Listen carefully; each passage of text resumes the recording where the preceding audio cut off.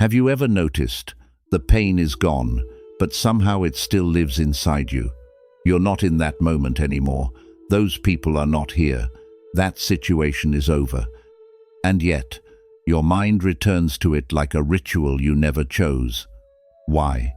In a world where we are taught to hold on to memories, to people, to identity, no one teaches us the cost of attachment. You call it love, loyalty, being real. But what if the very thing you protect is the source of your suffering? Buddhist wisdom whispers something unsettling. You are not hurt by what happened, but by what you refuse to release. So the real question is not, why did this happen to me? It is, why am I still carrying it? Because until you see this clearly, you will keep getting hurt again and again. In this video, you'll uncover why your mind repeats pain, how to break free, and a powerful bonus lesson at the end that changes everything. Stop reliving what is already dead. If the past is already gone, then who is still keeping it alive inside you? Sit with that question, not as a puzzle, but as a mirror. You say life keeps hurting you again and again, but look closely. Is life repeating the pain, or is your mind reopening what has already ended? Memory is harmless until you start living in it.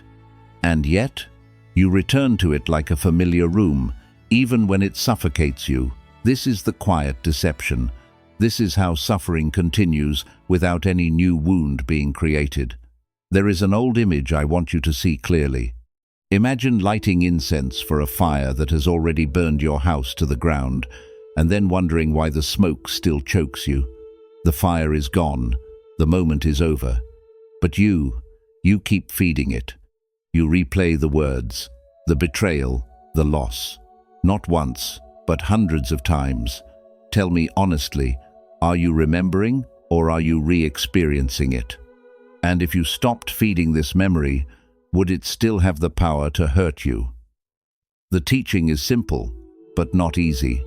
Pain is real in the moment it happens, but suffering is what you continue after the moment has passed. You think you are holding on to the memory, but slowly, it begins to hold on to you. It shapes your reactions, your fears, your identity, and without noticing, you start living in a story that no longer exists. So I ask you again, what part of you refuses to let this end? Close your eyes for a moment. Let one painful memory rise, not to analyze it, not to judge it, but simply to observe. Now ask gently, is this happening now, or am I recreating it? Feel the difference. One is reality, the other is repetition. This awareness is the beginning of freedom, because what is seen clearly begins to lose its grip. Here is the turning point most people miss. Letting go is not about forgetting. It is about seeing the truth so deeply that the illusion can no longer survive. The moment you stop reliving it, the chain breaks. Not because the past changed, but because you did. So take responsibility for this inner space. Guard it, train it. Build a mind that does not cling to what is already dead. Because you are not being hurt again. You are remembering without letting go. We'd love to hear your thoughts. If you're not sure what to say, just type, "My peace is untouchable." You are addicted to emotional familiarity. Why does your pain feel strangely comfortable? Sit with that honestly. Not every wound stays because it is deep. Some stay because they are familiar.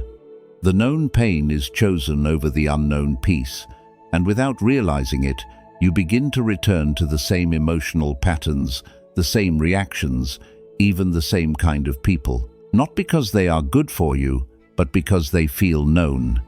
This is not weakness. This is conditioning. But if you do not see it clearly, it becomes your silent prison. Look closely at your life. The arguments that feel similar, the disappointments that echo each other, the inner voice that repeats the same fear. You tell yourself you want peace, yet you move toward what keeps hurting you. Why? Because peace is unfamiliar. It has no chaos, no intensity, no emotional noise to cling to. And the mind, trained by repetition, begins to mistake calmness for emptiness. So it runs back to what it recognizes. Are you choosing what is right or what is familiar? It is like a prisoner who refuses to leave the cage, not because the door is locked, but because the outside feels unknown. The cage may hurt, restrict, suffocate, but at least it is predictable. And so you stay. You decorate your suffering.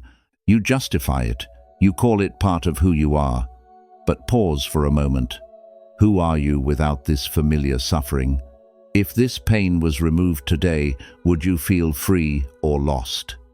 Now, gently observe a pattern in your life, not to judge it, but to understand it. A recurring emotion, a repeated disappointment, a cycle you know too well. Ask yourself quietly, does this feel painful or familiar? And if it feels familiar, then see the truth. This is not just happening to you. You are participating in it. This realization may feel uncomfortable, but it is the doorway to change. Here is the shift most people never make. Healing is not just about removing pain. It is about becoming comfortable with peace, and that requires courage. Because peace will feel unfamiliar at first. It will feel quiet, almost empty, but stay with it. Train your mind to rest in what does not hurt. Slowly, the addiction to suffering begins to dissolve, so take responsibility for what you keep returning to. Break the pattern, even if it feels unnatural at first. Because if you don't, you won't just experience pain again. You will recreate it again and again, calling it life, when it is only repetition. 3. Identity is the deepest attachment. What if your suffering continues? Not because it is unavoidable, but because it gives you a sense of who you are. Sit with that carefully.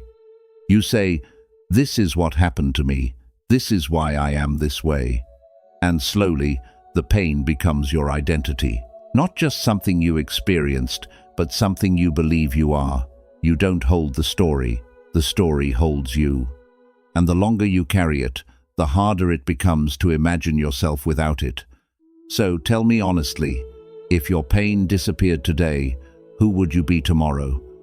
There is a subtle attachment here, deeper than any relationship, deeper than any desire. It is the attachment to identity. The mind begins to wear its wounds like armor, layer after layer, until one day it forgets what its own skin feels like. You protect the story, repeat the story, even defend the story, because without it, there is silence. And that silence feels unfamiliar, even frightening. So you hold on, not because it heals you, but because it defines you. Look at the roles you have quietly accepted. The one who was betrayed, the one who was overlooked, the one who always struggles. These identities feel real, but they are constructed from memory, reinforced by repetition. And every time you say, this is just who I am, you tighten the grip of that past around your present. But ask yourself gently, what identity are you protecting? And more importantly, is healing threatening your sense of self? Close your eyes for a moment. Bring one painful event into your awareness. Not the story around it, just the raw moment. Now whisper internally, this happened, but it is not me. Feel the space that opens, a small distance between what occurred and who you are. Stay there, because in that space, something powerful begins to unfold. You realize that the event was real, but the identity built around it is optional. This is where detachment becomes transformative. Not detachment from life, but from the labels you have wrapped around your pain. You are not your worst moment. You are not your past reactions. You are the awareness that can observe all of it, without becoming it. And once you see this clearly, the story begins to loosen its hold. So be honest with yourself. Who are you without your past pain? If the answer feels uncertain, that is not weakness. That is freedom beginning to emerge. Because you are not being asked to lose yourself. You are being invited to meet who you were before the pain defined you. 4. Attachment disguises itself as love. Are you holding on because you love, or because you are afraid of the emptiness that might follow if you let go? Sit with that question without rushing to answer. Sometimes what you call love is not love at all. It is attachment wearing a gentle face. It says, "Stay with me, don't leave me, I need you." But look closely. Attachment says, "I need you." Love says, "I free you." One binds, the other allows. And if you are honest, you can feel the difference in your chest. One feels heavy, the other strangely light. You tell yourself, "I care too much." But often it is not care. It is fear. Fear of being alone. Fear of losing identity. Fear of facing yourself without distraction. So you hold on tighter, thinking it will protect you, but it doesn't. It slowly exhausts you, like gripping sand in your fist. The tighter you hold, the faster it slips away, and when it does, you feel hurt. Not because love failed, but because attachment was never meant to last. Look at your relationships with quiet honesty, the ones you cannot let go of, even when they drain you. The moments where you chase, overthink, wait, and hope, while losing your own peace in the process. Ask yourself gently, is your love rooted in freedom or fear? Because true care does not imprison the other person, and it does not imprison you either. It allows space. It respects distance. It does not beg to be chosen. Now, bring one person to your mind, the one you struggle to release, not to analyze them, not to judge the past, but simply to observe what you feel. And, slowly, imagine this. You wish them peace, not as a performance, but as a quiet truth. You wish them well, without needing them to stay. Feel how uncomfortable that is. Feel how your mind resists it. That resistance is not love. It is attachment loosening its grip. Here is the turning point most avoid. Letting go does not mean you stop caring. It means you stop controlling. It means you stop tying your peace to someone else's presence. And in that space, something deeper than attachment begins to grow. A love that does not demand, does not cling, does not fear absence. So be honest. What are you afraid will disappear if you let go? And if the answer is your sense of self, your comfort, your identity, then see clearly, you are not loving. You are holding on to avoid facing yourself, and that is why the pain repeats. We'd love to hear your thoughts. If you're not sure what to say, just type, "My peace is untouchable." 5. Control is the illusion that traps you. Why do you suffer more when you try to control everything? Look carefully at your own experience. The more tightly you try to shape life, the more it slips through your hands. You plan, you predict, you replay conversations, you try to manage outcomes, and still something refuses to obey. Control is the mind's attempt to negotiate with reality. And reality does not negotiate, it simply unfolds. So the tension you feel is not life attacking you, it is your resistance colliding with what already is. Notice how subtle this habit is. You try to control how people see you, how they respond, how they stay. You try to control time, outcomes, emotions, even your own thoughts. But control does not create peace. It creates pressure. It tightens your chest, shortens your breath, keeps your mind restless, and slowly, without noticing, you begin to live in constant defense, guarding a version of life that does not exist. So ask yourself honestly, is control bringing you peace, or is it quietly exhausting you? Imagine trying to hold water in a closed fist. The tighter you grip, the less you have. This is how control works. It promises security, but delivers loss, because life is not meant to be held. It is meant to be experienced, and the moment you stop gripping, something unexpected happens. The struggle softens. Not because everything becomes perfect, but because you are no longer fighting what cannot be changed. Take one thing you are resisting right now: a situation, a person, an outcome that is not unfolding the way you want. Don't analyze it, don't fix it, just bring it into your awareness and say quietly, "Let it be as it is." Notice the discomfort. The mind will resist, it will argue, it will try to regain control. But stay with that simple allowance, because in that moment, you are not giving up. You are letting go of unnecessary suffering. Here is the truth most people avoid.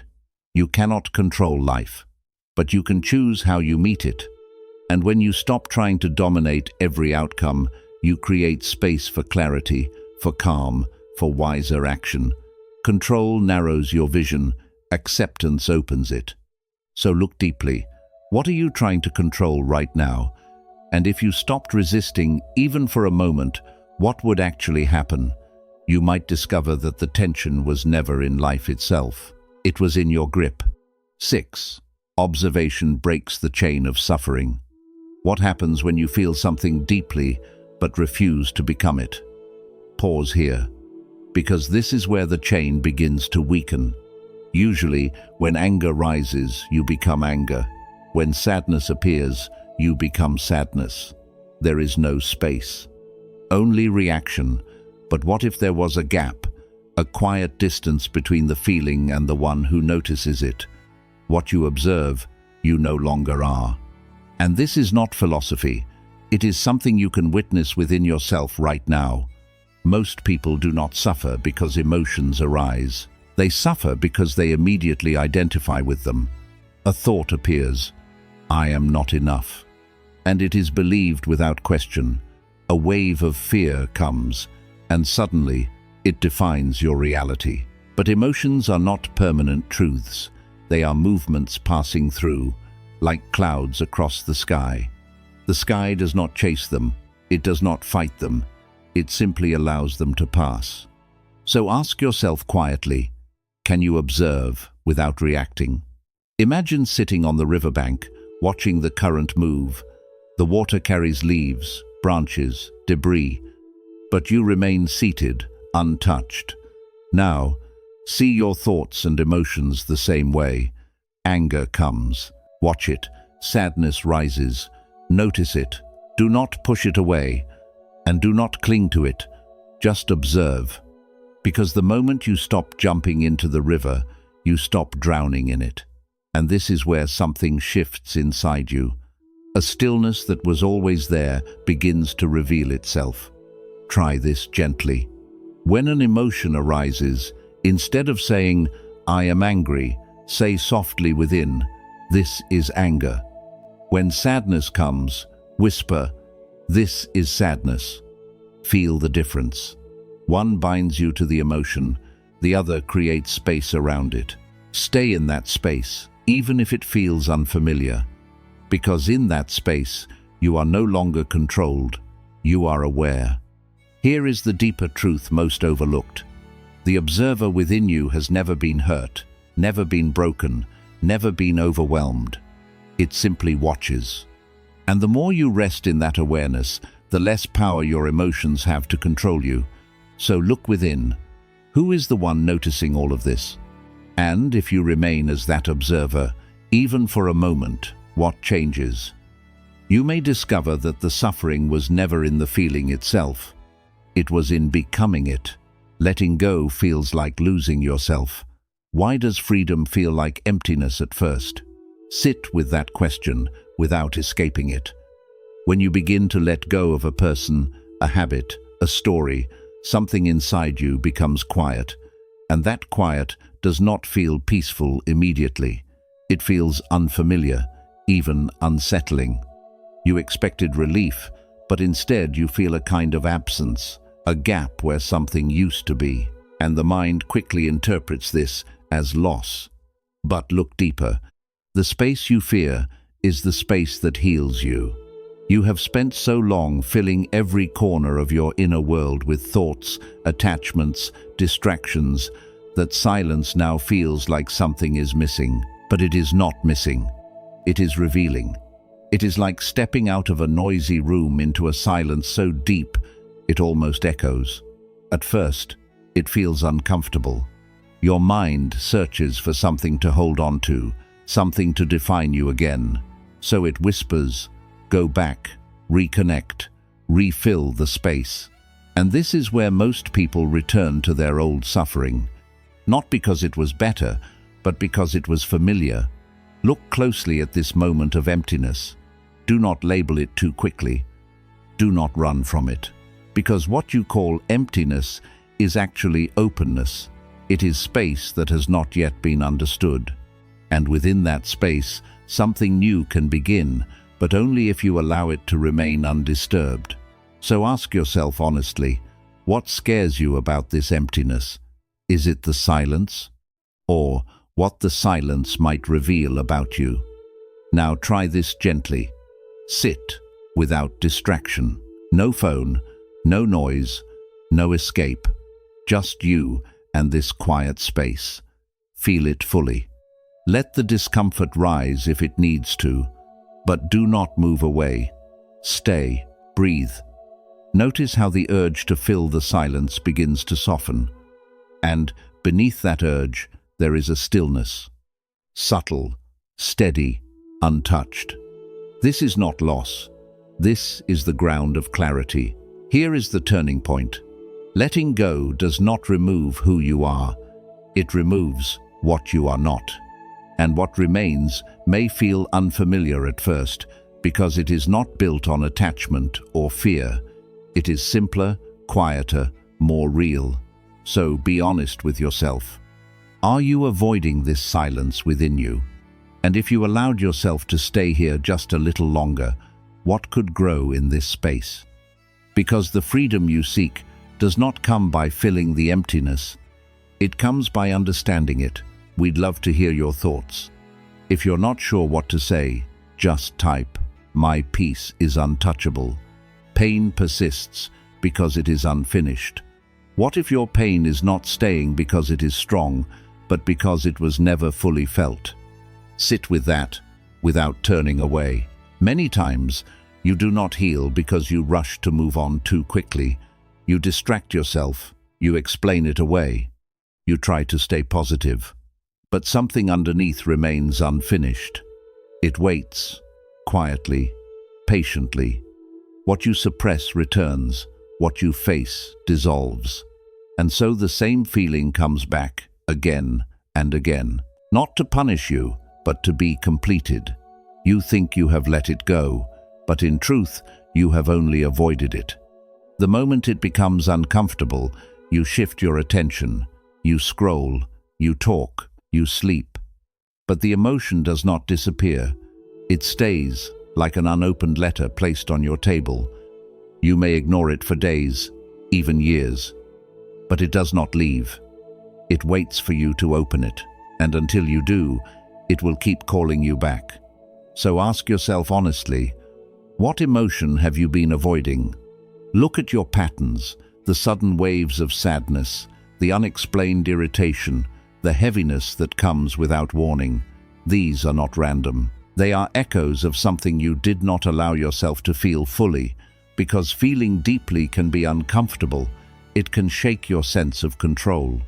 It can expose parts of you that you would rather keep hidden. But avoiding it does not protect you. It prolongs you. Now try this with courage. Let one emotion rise, not to analyze it, not to fix it, but to feel it completely. Stay with it as it moves through your body. Notice where it sits, your chest, your throat, your stomach. Breathe into it. Do not label it as good or bad. Just allow it. You may feel intensity at first, even resistance. But if you remain present, something begins to shift. The emotion softens. It moves. It changes. Because its nature was never to stay, only to pass. Here is the truth most people resist. Pain is not asking to be fixed immediately. It is asking to be noticed, to be felt, without interruption. And when you finally allow that, the hold it had on you starts to fade. Not because you forced it to go away, but because you gave it the attention it needed to complete itself. So be honest. Is your pain asking to be fixed or simply felt? And if you stopped resisting it, even for a moment, what would it show you? You may find that what you feared most was not the pain itself, but how deeply you can face it. 9. You are not your thoughts. If your thoughts create so much suffering, why do you trust them so easily? Sit with that question, not to answer fast, but to observe. A thought appears, I am not enough. They will leave. This will fail.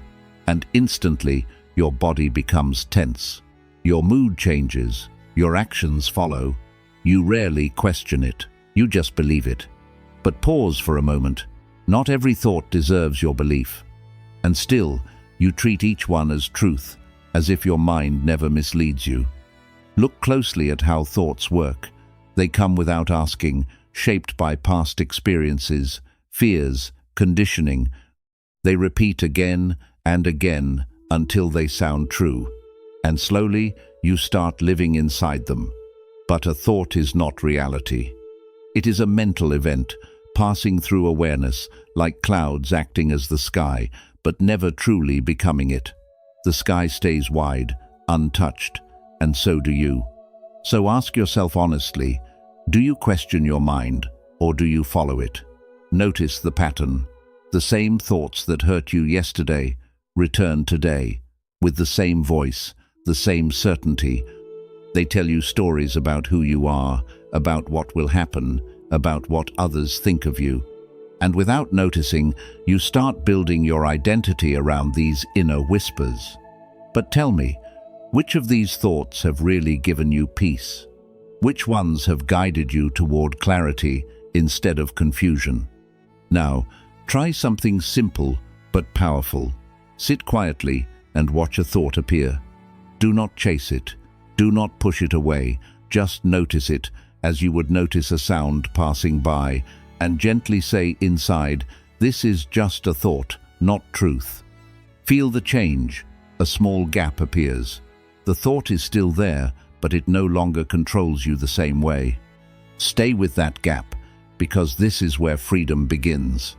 Here is the deeper truth most people miss. You are not the voice in your head. You are the awareness that hears it.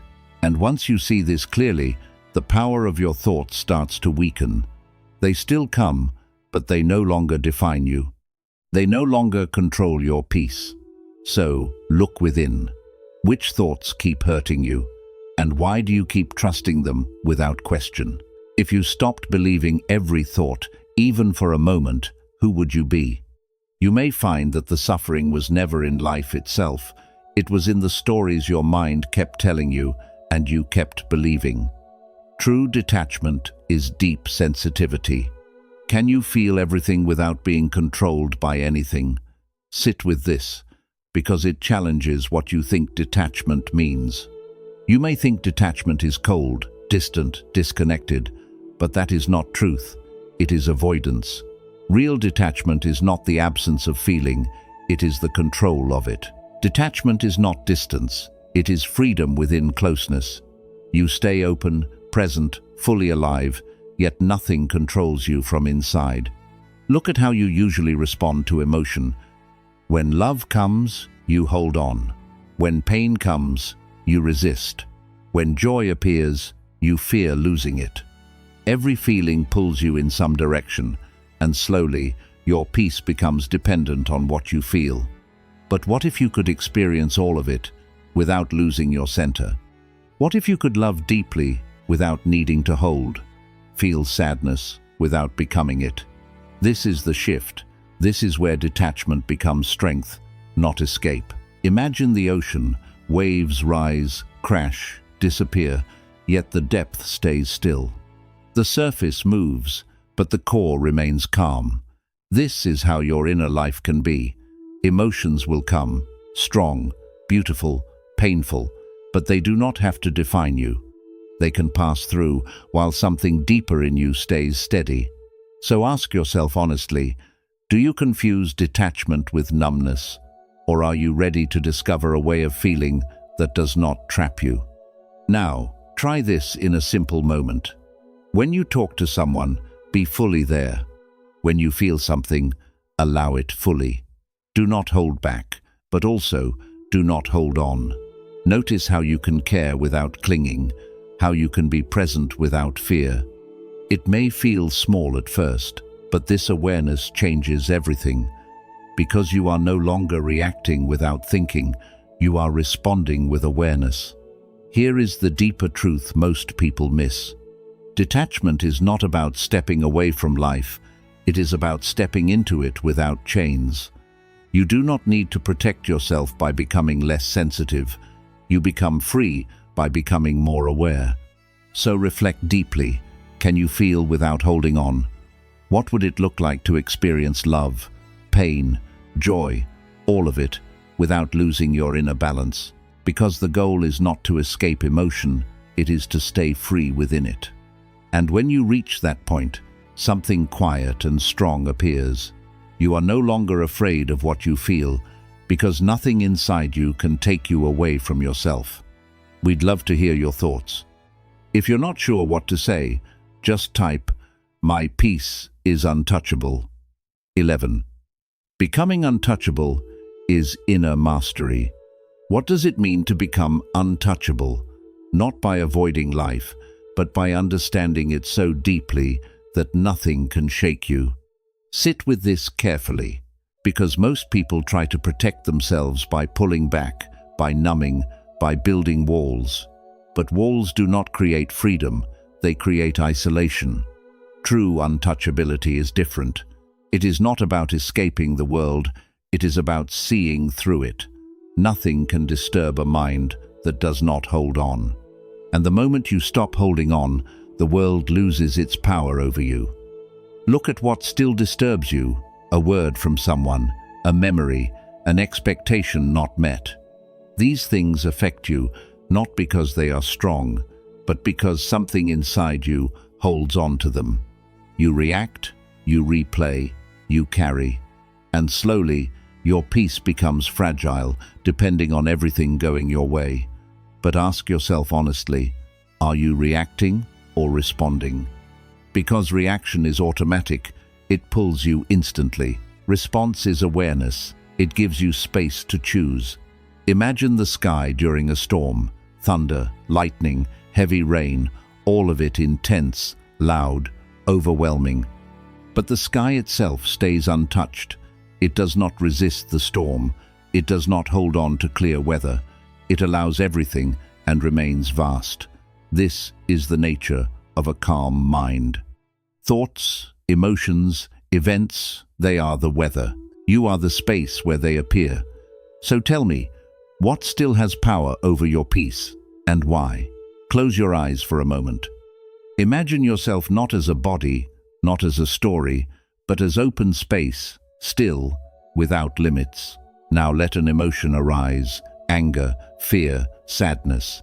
See how it moves within you, like weather passing through the sky. Do not block it, do not hold it, just let it move.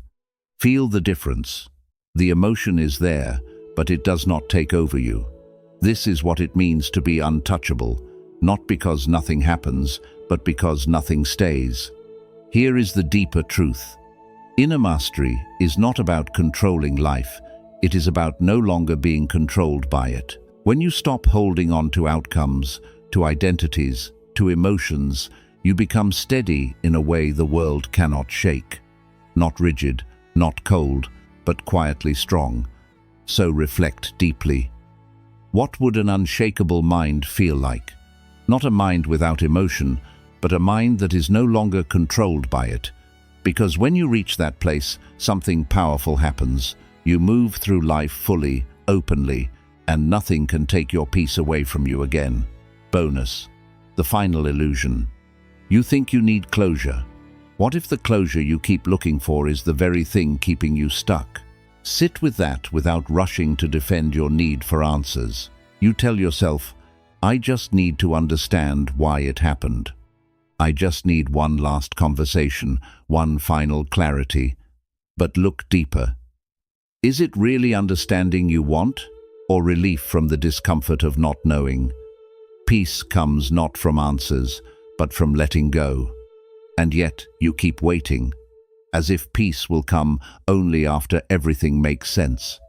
Notice how the mind behaves. It goes over the past again and again, searching for a perfect explanation. It builds scenarios, imagines conversations, tries to finish what feels incomplete. But life does not always give clear endings. Some doors stay open, some questions stay unanswered. And here is the quiet truth. Your suffering does not come from lack of closure. It comes from your refusal to move without it. So ask yourself honestly, what are you waiting to understand before letting go? It is like standing in front of a door, waiting for it to close fully when you could simply walk away. The door may never close the way you want. The explanation may never come. The apology may never arrive. And while you wait, life keeps moving without you. This is the trap. Closure feels like progress, but often it is just another form of attachment. Attachment to certainty, to answers, to control over how things should end. Now, try something that may feel uncomfortable, almost unnatural. Bring to mind something unresolved in your life, a conversation left incomplete, a situation without answers. And instead of chasing it, say quietly inside, I allow this to stay unresolved. Feel the resistance. The mind will push back. It will demand clarity. But stay with that acceptance, because in that moment you are choosing freedom over explanation. Here is the turning point. You do not need to understand everything to move forward. You only need to stop holding on to what no longer helps you. Closure is not something life gives you. It is something you create by letting go. So, reflect deeply. Is closure really freeing you, or is it delaying your peace? And if you stopped waiting for answers, even for a moment, could you move forward anyway? Because the truth is simple, but not easy. You are not stuck because you lack closure. You are stuck because you believe you need it to be free. Quick summary of the principles. The journey of detachment begins when you realize you are reliving what is already over. Your mind is not just remembering, it is recreating pain, and until you break this pattern, the past will keep entering the present. You stay stuck because pain feels familiar, and familiarity feels safer than unknown peace, creating an unconscious habit of emotional cycles you say you want to escape. Over time, this pain becomes your identity, and you start believing that what happened to you defines who you are, making it harder to let go because releasing it feels like losing yourself. What you call love often hides attachment, where fear of emptiness keeps you holding on, while your need for control increases suffering instead of reducing it, showing that resistance is the real source of tension. Freedom begins when you learn to observe emotions without becoming them, creating space between you and your reactions. But this space at first feels like emptiness, which most people misunderstand and avoid. Even though it is the doorway to peace. Pain continues not because it is strong, but because it has not been fully felt and released, while your thoughts keep controlling your reality simply because you believe them without question. True detachment is not numbness, but the ability to feel deeply without losing control, leading to inner stability where nothing outside controls your state. In the end, becoming untouchable means mastering your inner world, where peace is no longer based on circumstances, and the final illusion fades when you stop waiting for closure and understand that true freedom comes from choosing to let go without needing answers. Detachment is not something you practice once, it is something you remember again and again every time life tries to pull you back into old patterns. The truth is, suffering does not come from what happens to you. It comes from what you keep holding long after it is over. Zen philosophy teaches a quiet but powerful truth. The moment you stop holding on, the moment you become free, not because the world changes, but because you no longer depend on it for your peace. In the end, It is not the pain that defines you, it is your willingness to release it. So do not wait for the perfect moment, do not wait for closure, apologies, or understanding. Just begin, quietly, inside, by loosening your hold on what no longer helps you, and as you move forward, carry this question with you. If nothing outside of me has the power to disturb my peace, what am I still holding on to? If this connected with you, take a moment to like and share this video, and share your thoughts in the comments. Your voice might help someone else wake up. And do not forget to subscribe to Deep Wisdom for more powerful Buddhist insights on living a peaceful, grounded, and aware life.